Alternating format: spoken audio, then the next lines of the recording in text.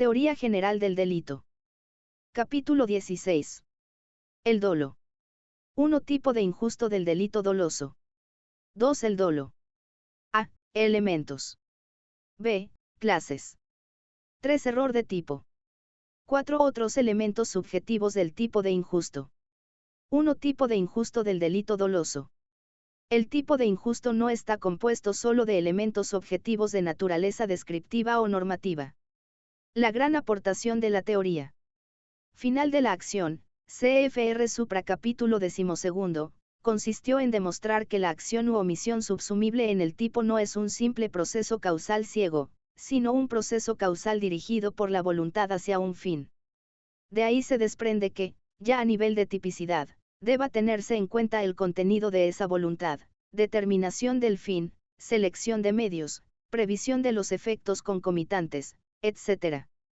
Por eso el tipo de injusto tiene tanto una vertiente objetiva, el llamado tipo objetivo, como una subjetiva, el llamado tipo subjetivo.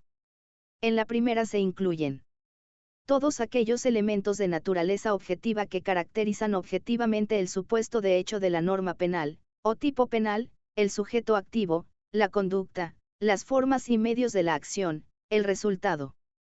La relación de causalidad y los criterios para imputar objetivamente el resultado a la conducta, el objeto material, etc. En la segunda, el contenido de la voluntad que rige la acción, fin, selección de medios y efectos concomitantes. Esta vertiente subjetiva es, a diferencia de la objetiva, mucho más difusa y difícil de probar, ya que refleja una tendencia o disposición subjetiva que se puede deducir, pero no observar. Admite, además, gradaciones. Y es que entre los supuestos en los que el fin del autor coincide exactamente con el resultado prohibido en el tipo y aquellos otros en los que el fin pretendido es absolutamente irrelevante desde el punto de vista jurídico penal, pero en los que se desaprueba la forma de utilización de los medios elegidos para conseguir ese fin o la imprevisión de los efectos concomitantes, hay diferencias evidentes que merecen una distinta valoración.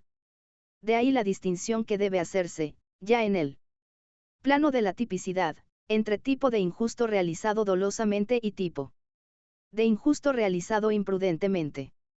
Esta distinción tiene gran importancia, porque cada uno de ellos ofrece particularidades dogmáticas propias y tiene distinta trascendencia social y jurídica. Importancia de la distinción entre dolo e imprudencia. La distinción entre dolo e imprudencia también repercute en otras categorías y problemas de la teoría del delito. Así, por ejemplo, el nivel de exigencia para la imputación objetiva de un resultado es menor en el delito doloso que en el imprudente. En todo caso, hay una diferencia fundamental entre el delito doloso y el imprudente. Pues en el primero siempre cabe la posibilidad de castigar por tentativa si el resultado producido no se puede imputar, mientras que en la imprudencia si el resultado no se puede imputar objetivamente, el hecho permanece impune. Y ello explica también que, aunque el desvalor del resultado sea el mismo, el sujeto que recibe el disparo de todas formas muere. En el delito doloso existe siempre un mayor desvalor de acción que en el delito imprudente, que la muerte se produzca como consecuencia de un disparo dirigido intencionadamente es más grave que producirla como consecuencia de la imprudencia de quien pretendía cazar un conejo. Esta distinción también es útil para solucionar otros problemas, como el de la cooperación al delito con actos en principio lícitos, pero que de hecho incrementan el riesgo de realización del delito. Así, por ejemplo, vender un arma de fuego a alguien que la utiliza para matar a otro puede fundamentar una complicidad. En el homicidio si el vendedor sabe cuál era el uso que el comprador iba a darle al arma y contaba con ello o asumía ese resultado como de probable producción, mientras que hacer lo mismo sin ese conocimiento, o sin asumir como probable el uso que el comprador va a hacer del arma, fundamenta a lo sumo una participación imprudente en un delito doloso que, como veremos en el capítulo B, es impune. Desconocer estas elementales diferencias o difuminar los elementos característicos de una y otra forma de imputación subjetiva de la tipicidad objetiva de un hecho, por más que sea a veces difícil distinguir entre una y otra, véase infra, dolo eventual, es ignorar no solo una tradición cultural profundamente enraizada en la realidad social, ¿cómo no distinguir la muerte causada por imprudencia en un accidente de tráfico de la provocada por un atentado terrorista? Sino también infringir principios elementales de proporcionalidad y culpabilidad, que inspiran y limitan el actual derecho penal del Estado de Derecho, CFR Supra capítulo 4. El delito doloso supone, pues, una agresión consciente contra el bien jurídico protegido, mientras que la imprudencia es solo una falta de cuidado en la que a veces el sujeto ni siquiera se plantea el posible daño al bien jurídico. Por eso la realización dolosa de un delito siempre se considera más grave que la realización imprudente del mismo delito. Sin embargo, las diferencias no son puramente psicológicas y requieren de una elaboración normativa que, como veremos más adelante, CFR infradolo eventual, no siempre es fácil de hacer. El Código Penal recoge claramente la distinción entre dolo e imprudencia, tradicionalmente llamada culpa, ya en la definición del delito y falta que se da en el art. 10, son delitos o faltas las acciones y omisiones dolosas o imprudentes penadas por la ley. Estas dos fuentes de imputación subjetiva son, además, conforme a lo dispuesto en el art. 5, las únicas sobre las que puede basarse una responsabilidad penal, de ahí que hayan sido acogidas como uno de los principios básicos del moderno derecho penal, constituyendo el llamado principio de culpabilidad, CFR Supra capítulo 4, que en sí mismo nada tiene que ver con la culpabilidad como categoría específica del delito, CFR Infra capítulo 22. De acuerdo con ello, estudiaremos por separado el tipo de injusto del delito doloso y el tipo de injusto del delito imprudente. 2. El dolo. El ámbito subjetivo del tipo de injusto de los delitos dolosos está constituido por el dolo. El término dolo tiene varias acepciones en el ámbito del derecho. Aquí se entiende simplemente como conciencia y voluntad de realizar el tipo objetivo de un delito. Este concepto unitario de dolo no es, sin embargo, fácilmente aplicable. En algunos casos límites entre el dolo y la imprudencia en los que tanto el elemento cognitivo, como el volitivo quedan desdibujados. O son difícilmente identificables, pero se puede mantener que tanto el conocimiento como la voluntad son los elementos básicos del dolo, sin perjuicio de hacer las necesarias matizaciones en la exposición de ambos conceptos. Por otra parte, el Código Penal, aunque utiliza la expresión dolosa en el art. 10, luego emplea expresiones coloquiales equivalentes en la definición de algunos delitos, como intencionadamente, arts. 270,2, 275, 277, 408, o, a sabiendas, arts. 320, 322, 329, 404, haciendo recaer el acento en aspectos volitivos o intelectivos, sin que ello signifique que renuncie a ninguno de los dos. A. Elementos.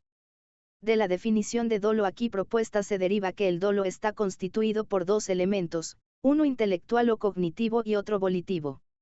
A. Elemento intelectual. Para actuar dolosamente, el sujeto de la acción debe saber qué es lo que hace y conocer los elementos que caracterizan su acción como conducta típica. Es decir, ha de saber, por ejemplo, en el homicidio que mata a otra persona, en el hurto, que se apodera de una cosa mueble ajena, en los abusos sexuales, que el sujeto pasivo está privado de sentido o que es menor de 13 años, etc., etc.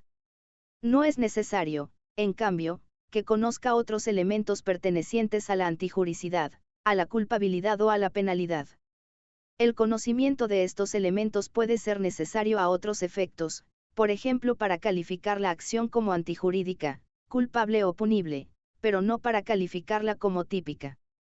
El elemento intelectual del dolo se refiere, por tanto, a los elementos que caracterizan objetivamente a la conducta como típica, elementos objetivos del tipo sujeto, conducta, resultado, relación causal o imputación objetiva, objeto material, etc. Así, por ejemplo, el tipo subjetivo del homicidio doloso requiere el conocimiento, y, como después se verá, la voluntad, de que se realizan los elementos objetivos del tipo de homicidio, que se mata, que la acción realizada es adecuada para producir la muerte de otra persona, que la víctima es una persona y no un animal, etc.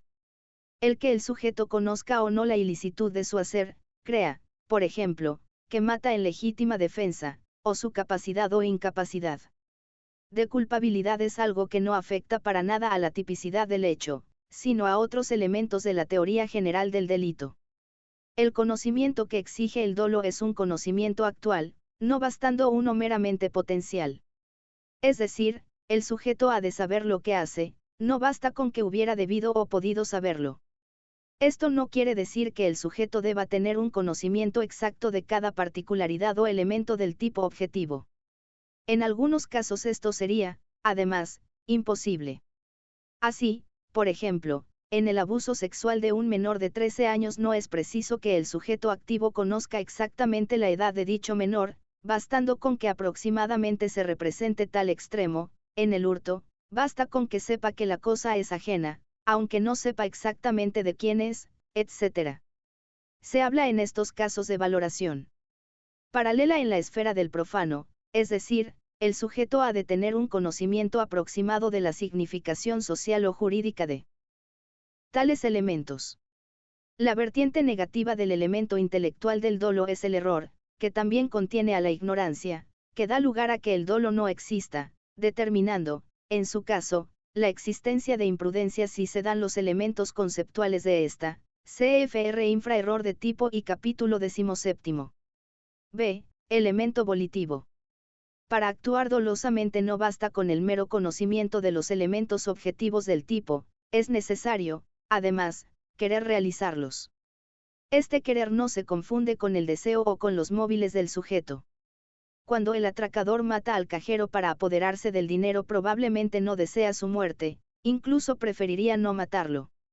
Pero, a pesar de ello, quiere producir la muerte en la medida en que no tiene otro camino para apoderarse del dinero. También son indiferentes para caracterizar el hecho como doloso los móviles del autor. En el ejemplo anterior, los móviles del autor pueden ser simplemente lucrativos, de venganza, políticos, etc., pero el atraco no deja por eso de ser doloso. Los móviles solo tienen significación típica en casos excepcionales. CFR infra otros elementos subjetivos del tipo de injusto, y por lo general solo inciden en la determinación de la pena como circunstancias atenuantes o agravantes. El elemento volitivo supone la voluntad incondicionada de realizar algo, típico, que el autor cree que puede realizar. Si el autor aún no está decidido a realizar el hecho, por ejemplo, aún no sabe si disparar y espera la reacción del otro, lleva una pistola por lo que pueda pasar al huir de la policía, o sabe que no puede realizarse, la víctima se ha alejado del campo de tiro, no hay dolo, bien porque el autor no quiere todavía, bien porque no puede querer lo que no está dentro de sus posibilidades. De algún modo el querer supone además el saber anterior, ya que nadie puede querer realizar algo que no conoce. Esto no quiere decir que saber y querer sean lo mismo, el ladrón sabe que la cosa es ajena, pero no quiere que lo sea, su afán por apoderarse de ella le hace realizar voluntariamente la acción de apoderamiento, a pesar del conocimiento de la ajenidad. Lo mismo sucede en otros delitos. El que comete un abuso sexual sobre una persona con un bajo coeficiente intelectual, abusando de esta situación, sabe que la persona con la que tiene la relación sexual es débil mental y, a pesar de ello, quiere yacer con ella, aunque probablemente preferiría que estuviera sana mentalmente. En todos estos casos se puede decir que el autor quiere todas y cada una de estas circunstancias al incluir en su voluntad la representación total del hecho, tal como se presenta en la parte objetiva del tipo. B. Clases. Según que sea mayor o menor la intensidad del elemento intelectual o del volitivo, se distingue entre dolo directo y dolo eventual. Ambas categorías suponen una simplificación y una reducción de los complejos procesos psíquicos que se dan en la mente del sujeto con relación a los elementos objetivos del tipo. Entre la intención coincidente en todo con el resultado prohibido y el simple admitir la producción eventual de ese resultado hay matices y gradaciones no siempre perfectamente nítidos. Conscientes de estas limitaciones se puede admitir la distinción tradicional entre dolo directo y dolo eventual. A. Dolo directo. Esta clase de dolo puede, a su vez, distinguirse en grados. En el llamado dolo directo de primer grado el autor quiere realizar precisamente el resultado, en los delitos de resultado, o la acción típica, en los delitos de mera actividad el autor quería matar y mata, quería dañar y rompe la cosa, etc. Dentro del dolo directo se incluyen también los casos en los que el autor no quiere directamente una de las consecuencias que se va a producir, pero la admite como necesariamente unida al resultado principal que pretende, dispara contra alguien que está detrás de una cristalera valiosa. No basta con que prevea la consecuencia accesoria, es preciso que, previéndola como de necesaria o segura producción, la incluya en su voluntad. De acuerdo con lo dicho anteriormente no hay, por consiguiente, ninguna dificultad en admitir también aquí la existencia de dolo o incluso de dolo directo, aunque para diferenciarlo del supuesto anterior se hable en este caso de dolo directo de segundo grado. Las diferencias psicológicas no significan necesariamente diferencias valorativas penales. Tan grave puede ser querer matar a alguien sin más, como admitir su muerte como una consecuencia necesariamente unida a la principal que se pretendía, robar. Normalmente se pueden incluir en esta forma de dolo los atentados terroristas en los que mueren varias personas además del destinatario del atentado. En los atentados indiscriminados. Bomba en un gran centro de compras, en una oficina pública. O en un edificio céntrico, las muertes que puedan producirse, aunque el sujeto no sepa a priori el número de muertes que puede ocasionar su atentado, deben incluirse mejor en el dolo directo de primer grado. Atentado terrorista en Hipercor, en Barcelona en 1989, ataque a las Torres Gemelas de Nueva York, el 11 de septiembre de 2001, atentado en Madrid el 11 de marzo de 2004. B. Dolo eventual. Con la categoría del dolo directo, de primero o de segundo grado, no se pueden abarcar todos los casos en los que el resultado producido debe, por razones político-criminales, imputarse a título de dolo. Así, cabe también hablar de dolo aunque el querer del sujeto no esté referido directamente a ese resultado. Se habla entonces de dolo eventual. En el dolo eventual el sujeto se representa el resultado como de probable producción y, aunque no quiere producirlo, sigue actuando, admitiendo su eventual realización. El sujeto no quiere el resultado pero, cuenta con él, admite su producción, acepta el riesgo, no le importa lo que pase, etc. Con todas estas expresiones se pretende describir un complejo proceso psicológico en el que se entremezclan elementos intelectuales y volitivos, conscientes o inconscientes, de difícil reducción a un concepto unitario de dolo. El dolo eventual constituye, además, la frontera entre el dolo y la imprudencia, sobre todo con la llamada imprudencia consciente.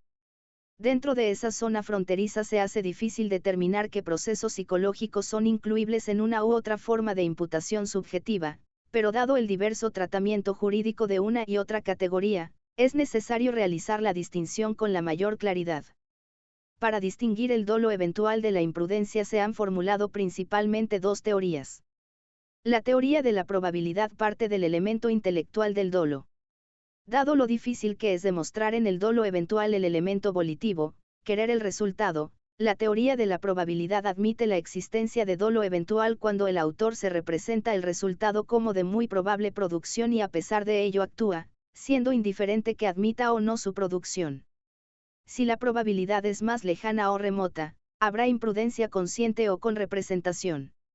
La teoría de la voluntad o del consentimiento atiende, por el contrario, al contenido de la voluntad. Para esta teoría no es suficiente con que el autor se plantee el resultado como de probable producción, sino que es preciso que, además, se diga, aun cuando fuere segura su producción. Actuaría, fórmula de Frank. Hay, por el contrario, imprudencia si el autor, de haberse representado el resultado como de segura producción, hubiera dejado de actuar. Contra la teoría de la probabilidad se afirma que deja sin valorar una parte esencial del dolo, el elemento volitivo y que, por otra parte, no siempre la alta posibilidad de producción de un resultado obliga a imputarlo a título de dolo, piénsese, por ejemplo, en las intervenciones quirúrgicas de alto riesgo o en la conducción de vehículos de motor a gran velocidad en una carrera de coches o de motos. De hecho, la continua jurisprudencia española en relación con los delitos de tráfico, considerando que en la mayoría de ellos todo lo más se da, imprudencia o conducción temeraria, a valorar en caso de que se produzca un resultado lesivo o mortal por el correspondiente delito de lesiones u homicidio por imprudencia, art. 152 y 142 CP, demuestra que no es suficiente con la representación de la alta probabilidad del resultado para imputarlo a título de dolo, aunque sea eventual, sobre todo cuando se trata de comportamientos habituales y frecuentes como son los relacionados con la conducción de vehículos de motor. De todos modos, la conducción de un vehículo de motor más allá de las reglas normales de conducción puede fundamentar, en algún caso extremo, la imputación a título de dolo eventual, véase infra, pilotos suicidas, CFR. Sin embargo, STS de 20 de abril de 1977, en la que invadir a gran velocidad la calzada contraria para asustar al acompañante, chocando con otro vehículo, se considera solo imprudencia temeraria. Parece, por ello, preferible la teoría de la voluntad, ya que, además de tener en cuenta el elemento volitivo, delimita con mayor nitidez el dolo de la imprudencia. Sin embargo, también contra ella se han formulado objeciones. En primer lugar, porque presume algo que no se da en la realidad, que el autor se plantea lo que haría en caso de que el resultado fuera de segura producción. En efecto, la teoría de la voluntad se basa en confrontar al delincuente con el resultado, cuando éste todavía no se ha producido, imaginándolo como efectivamente acaecido. Pero es que, además, no siempre se puede demostrar un querer efectivo, ni aun en los casos en que el autor se imagine el resultado como seguro. Incluso en el dolo directo de segundo grado es suficiente con la representación de la necesaria o segura producción del resultado concomitante. En realidad, el único objeto seguro de volición es la acción misma, ya que el resultado es siempre incierto. Pero ello no quiere decir, como pretende algún sector de la doctrina, que la voluntad vaya solo referida a la acción. También el resultado puede ser querido y, precisamente por eso, cuando éste se quiere directamente se procura realizar una acción que pueda producirlo con toda certeza, por ejemplo disparando a quemarropa. Por ello, en los delitos de resultado consistentes en la lesión de un bien jurídico, homicidio, lesiones, daños, el dolo debe ir también referido al resultado, no bastando con un dolo de peligro. En última instancia, todo el problema del dolo desemboca, a la larga, en la demostración de un elemento volitivo respecto al resultado, siendo insuficiente la simple representación de su probable producción. Esto es especialmente evidente en los delitos que exigen un especial elemento volitivo respecto a un determinado resultado, la alevosía, el precio o el ensañamiento en el asesinato, art. 139, el fin de obtener un rescate en el secuestro, art. 164, o la exigencia de alguna condición en las amenazas condicionales, art. 171,1 y 2, el fin de obtener una confesión en la tortura, art. 174,1, la intención de penetrar vaginal, anal o bucalmente en el delito de violación, art. 179, la intención de apropiarse de la cosa ajena en el hurto, art. 234, y un gran número de delitos en los que el tipo subjetivo se caracteriza por la exigencia clara y manifiesta de un elemento volitivo. Incluso diferencias como las existentes entre un delito de lesiones y una tentativa de homicidio o asesinato, entre un hurto propio y un hurto de uso de un vehículo de motor, etc., son sólo comprensibles por el diferente elemento volitivo que caracteriza al respectivo tipo delictivo. Si la misión de la teoría general del delito consiste en suministrar un concepto unitario de dolo, CFR supra, no cabe duda de que en el mismo debe incluirse también el elemento volitivo referido al resultado que el respectivo tipo delictivo exija como consumación del mismo. La demostración de ese querer plantea, ciertamente, problemas de prueba en la práctica, pero no por ello puede prescindirse de él. Como se trata de un elemento subjetivo, lo mejor para su prueba es comprobar la existencia de determinados indicadores objetivos de los que se pueda deducir si realmente hubo o no una decisión en contra del bien jurídico. Entre estos indicadores se cuenta, en primer lugar, el riesgo o peligro para el bien jurídico implícito en la propia acción y, en segundo lugar, la capacidad de evitación del resultado que el sujeto puede tener cuando actúa. Un ulterior criterio para matizar la existencia de la voluntad respecto al resultado puede ser la desconsideración, la recklessness anglosajona. La falta de respeto o la indiferencia hacia el bien jurídico protegido, teoría del sentimiento. Este criterio sirve para imputar a título de dolo eventual casos como los de los pilotos suicidas, aunque más bien habría que llamarles homicidas, que, para ganar una apuesta, conducen el automóvil a gran velocidad durante un largo trayecto por el lado contrario de la autopista. O como los del torturador que, para arrancar una declaración al acusado, lo interroga, hábilmente. En estos casos la muerte de otros conductores o del interrogado no es exactamente querida, ya que determina perder la apuesta o no conocer la verdad de los hechos, aparte de otras consecuencias no deseadas como la propia lesión del piloto suicida, o el escándalo y las graves responsabilidades penales en el caso del torturador. Pero la alta probabilidad de que se produzca el resultado y la desconsideración y falta de respeto hacia la vida de los demás que implica la realización de tales hechos permiten imputar en los casos más graves los resultados lesivos que se produzcan a título de dolo eventual. También se puede resolver con ayuda de este criterio, complementario del elemento volitivo, el caso de la STS de 28 de noviembre de 1986, caso Bulto, en el que unos terroristas pegaron con esparadrapo al cuerpo de una persona un artefacto explosivo cuya desconexión condicionaban a la entrega de una fuerte cantidad de dinero. El aparato explosionó, en contra de lo que los terroristas querían, antes de que se entregara el dinero, lo que obviamente era un riesgo con el que habían contado los terroristas, cuya actuación puede y debe, sin duda, calificarse de dolosa. En general, el que quiere una acción muy peligrosa, o acepta el resultado o tiene frente a él una indiferencia valorativa hacia el bien jurídico protegido rayana en el dolo directo. Una problemática especial plantean las infecciones por SIDA producidas por un seroportador que, consciente de las elevadas probabilidades de contagiarlo, tiene relaciones sexuales sin utilizar preservativos y sin informar a su pareja. Desde luego, no hay ninguna duda en considerar doloso el atentado a la salud que así se produce en forma de un delito de lesiones. Más dificultades hay, en cambio, en aceptar el dolo eventual, respecto al probable, aunque dilatado en el tiempo, resultado de muerte de la persona contagiada. Los múltiples factores que pueden condicionar esa muerte, por ejemplo, el descubrimiento de un fármaco curativo, las dificultades probatorias de la relación causal, etc., aconsejan limitar la responsabilidad penal, dolosa, al delito de lesiones, CFR infracapítulo 17.3c. En el Código Penal no se regula expresamente el problema. La doctrina española se inclina en su mayoría por la teoría del consentimiento. Algún sector doctrinal, aún manteniendo la distinción dolo eventual imprudencia, considera que aquel debe incluirse en esta a efectos de punición. En realidad, el dolo eventual, en tanto sea dolo, solo puede incluirse en el tipo de injusto del delito doloso con todas sus consecuencias.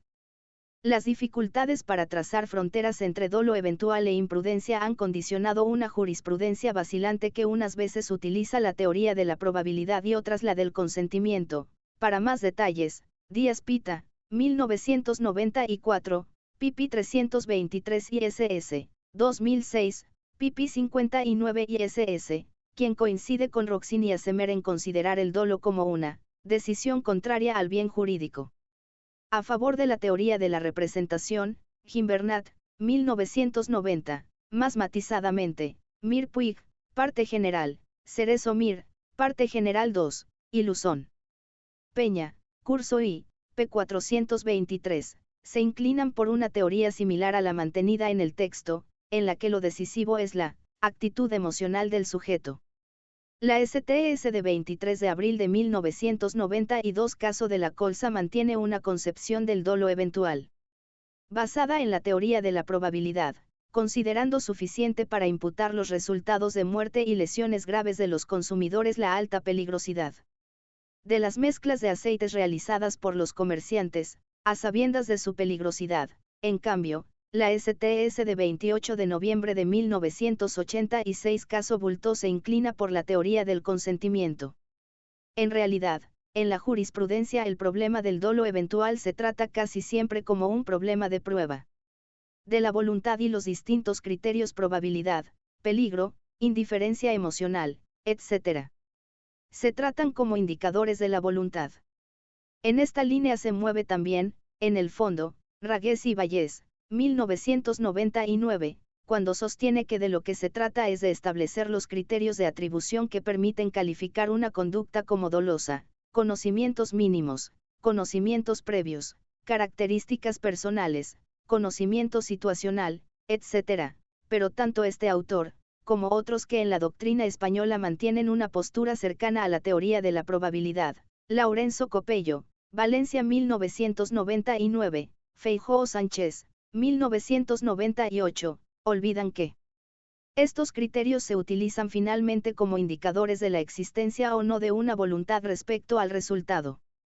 Obviamente, la constatación de un alto grado de conocimiento sobre la peligrosidad de la acción permite más fácilmente atribuir a título de dolo el resultado producido, en la medida en que es más fácil asumir que éste ha sido también querido.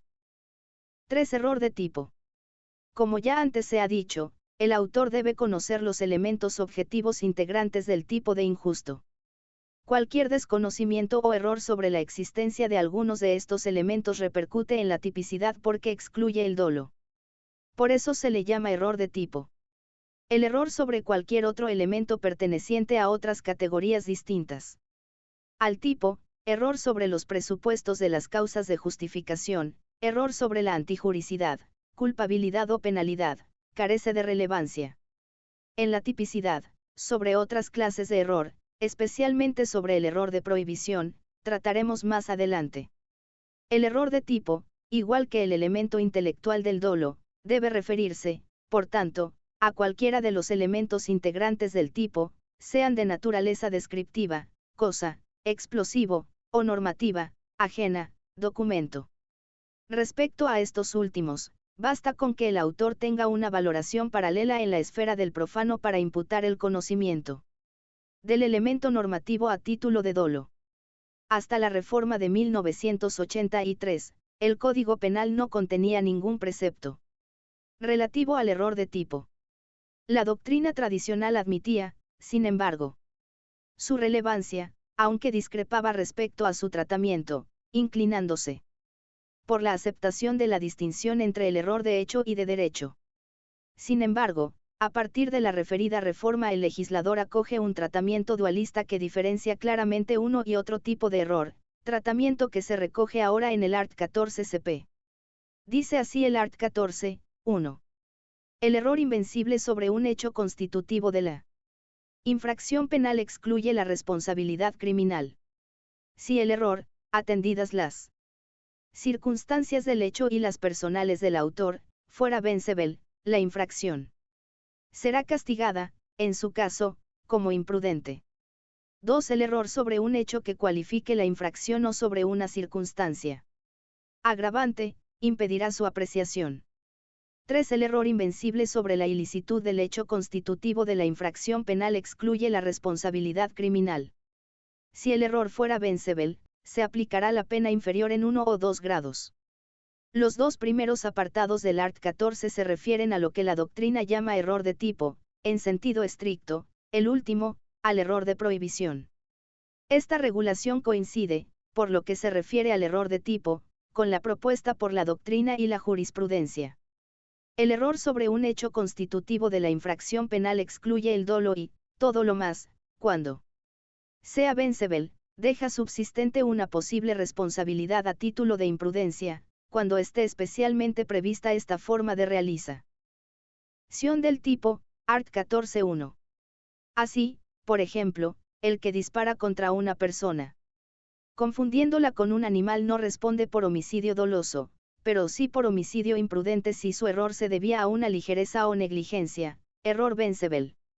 El error invencible, es decir, aquel que el autor no hubiera podido superar ni aun empleando una gran diligencia, excluye la responsabilidad tanto a título de dolo como de imprudencia, por lo que ni siquiera puede hablarse de tipicidad penal, cfr lo dicho sobre el principio de culpabilidad en el capítulo 4 y el art. 5. La determinación de la vencibilidad o invencibilidad, igual a evitabilidad-inevitabilidad. Del error se constata con los parámetros del tipo de injusto del delito imprudente, CFR infra capítulo siguiente. Cuando el error recaiga sobre alguna cualificación o agravación, esta no podrá apreciarse, art. 14.2. Supuestos de error de tipo.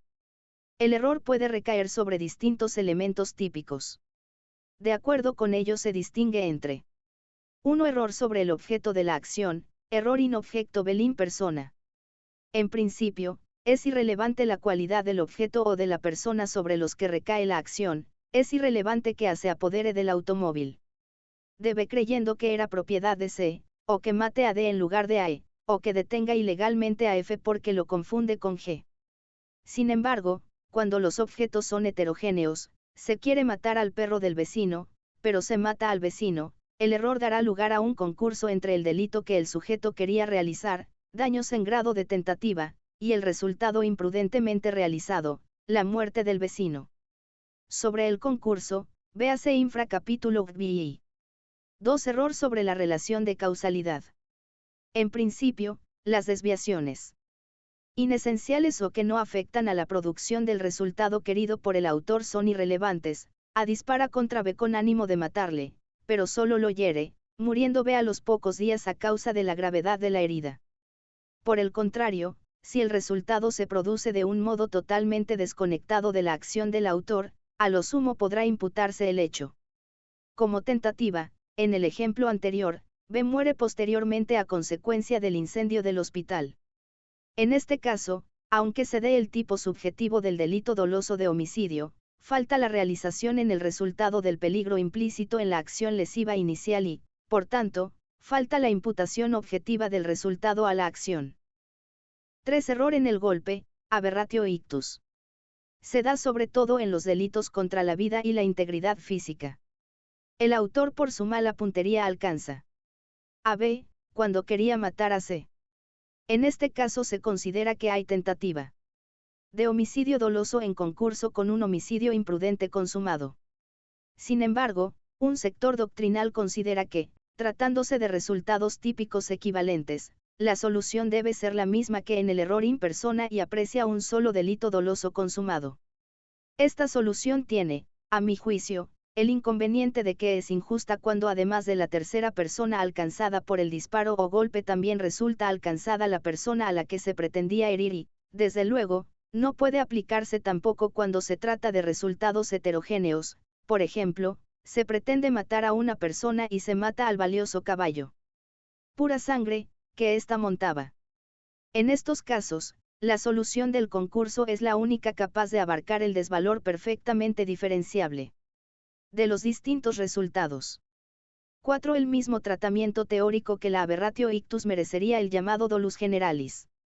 En este caso el autor cree haber consumado el delito, cuando en realidad la consumación se produce por un hecho posterior. El sujeto, tras haber estrangulado a su víctima y en la creencia de que la ha matado, la arroja por un precipicio para ocultar su delito, siendo entonces cuando la víctima, que solo estaba desvanecida, muere realmente a consecuencia del golpe en la caída.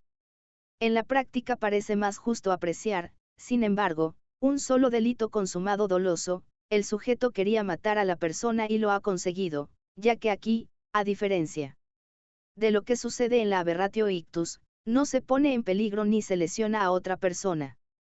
5. El error sobre los elementos agravantes o calificadores determina la no apreciación de la circunstancia agravante o, en su caso, del tipo cualificado, CFR infra capítulo 6. 4. Otros elementos subjetivos del tipo de injusto. Normalmente, el tipo de injusto de los delitos dolosos solo requiere, en el ámbito subjetivo, el dolo, es decir, la conciencia y voluntad de realizar los elementos objetivos del tipo.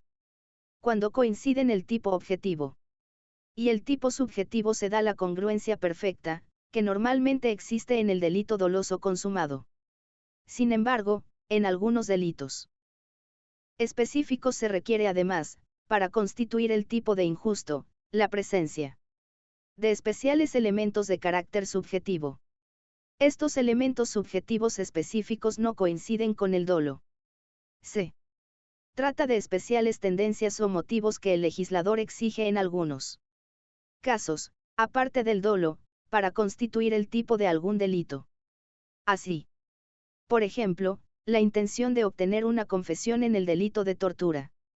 Art. 174,1, o el ánimo de usar el vehículo de motor en el llamado hurto de uso, CFR Arts 234 y 244. Algunas veces el elemento subjetivo consiste en un especial móvil o tendencia que no pertenece al tipo de injusto, sino al de la culpabilidad. Véase infra capítulo 22.5.